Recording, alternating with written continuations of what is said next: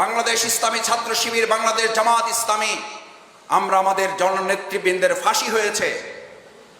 আজকে এই পুরো আন্দোলনে যেমন শহীদ হয়েছে মাওলানা দেলোয়ার হোসেন সাঈদী রাহিমাহুল্লাহ শহীদ, তার শুধু ফাঁসির ঘোষণার দিনে এদেশের ছাত্র সমাজ প্রায় 2.5 শতাধিক ছাত্ররা শহীদ হয়ে প্রমাণ করেছে এদেশের ছাত্র সমাজ এবং জনতা এই দেশের ইসলামপন্থী দেশপ্রেমিক সাথে কত অঙ্গাঙ্গিভাবে তারা জড়িত রয়েছে। গোটা পৃথিবীর ইতিহাসে চ্যালেঞ্জ করে বলে রাখছি, কান খুলে শুনে রাখুন, তারা এমন একজন নেতার নাম বলুন, ফাঁসি কার্যকর নয়, শুধু ফাঁসির ঘোষণা দিলে 2.5 শতাধিক ছাত্র জীবন দিতে পারে এরকম একজন ভালোবাসার মানুষের নাম পারলে আপনারা বলুন। আমাদেরকে ভালোবাসার ভয় দেখাবেন না, আমাদেরকে জনসমর্থনের ভয় দেখাবেন না।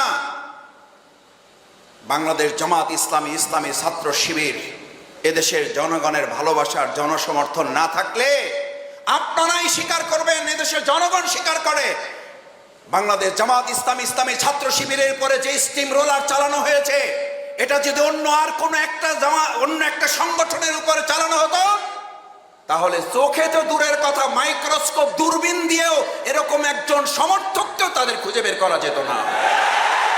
আর সেই জামাত ইসলামী, ইসলামী ছাত্র শিবির মাইক্রোস্কোপ আর দূরবীন তো পরের কথা, বুক ফুলিয়ে আমাদের নেতারা ওদিকে জীবন বাজি রেখেছেন, ফাঁসির মঞ্চে গিয়েছেন হাসতে হাসতে।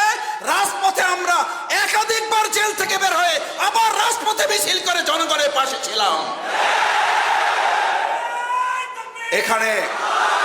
এখানে তোমরা যারা আছো একাধিকবার জেলে গিয়েছে, এমন আছো জেলখানায় যাওয়ার পরে তারপর সাথী হয়েছে। আমার সাথে দেখা হয়েছে, বুক মিলিয়েছে। মাসুদ ভাই, আগে টুকটাক দুর্বল ছিলাম, শেখ হাসিনার প্রতি কৃতজ্ঞ। এই মহিলাটা জেলখানায় ঢুকানোর পর আমার মধ্যে যে বারুদ তৈরি হয়েছে, আমার মনে হয় বের হয়ে যে সাথী হবো একসাথে, নাকি সাথী না হয়ে সদস্য হয়ে যাবো। এই বলা লোক এখানে আছো, এই বলা লোক এখানেই আছো যে মাসুদ ভাই সাথীও হইতে চায় না, ডাইরেক্ট সদস্য। কারণ এই মহিলা যে বারুদ আমাদের মধ্যে যে অগ্নিগিরি তৈরি করেছে, কিছুই করেনি। আমি মেসে আছি, কোরআন পড়তেছি, হাদিস পড়তেছি, পড়াশোনা করছি, আমাকে এসে বলছে তুমি জামাত শিবির, তুমি জঙ্গি, তোমার দাঁড়িয়ে আছে। জামাত শিবির জঙ্গি আর রাজাকারের তকমা দিয়ে আপনি শেষ পর্যন্ত রাজাকার এবং স্বৈরাচারের তকমা নিয়ে দেশে থাকতে তো পারলেন না, চলেই গেলেন। আপনি শুধু বাংলাদেশের বিপদ না, গোটা পৃথিবীর বিপদে পরিণত হয়েছে।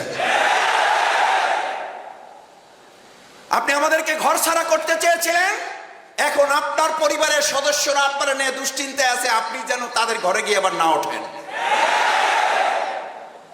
মনে আছে, দেখেছো ইন্টারভিউ তাদের। আমাদের স্বামী হারা করেছেন, আমাদের এই শহীদ পরিবারের সন্তান হারা করেছেন। আল্লাহ তাআলা আপনাকে জীবিত রেখে জীবিত অবস্থায় আপনাকে পরিবার হারা করে দিয়েছেন।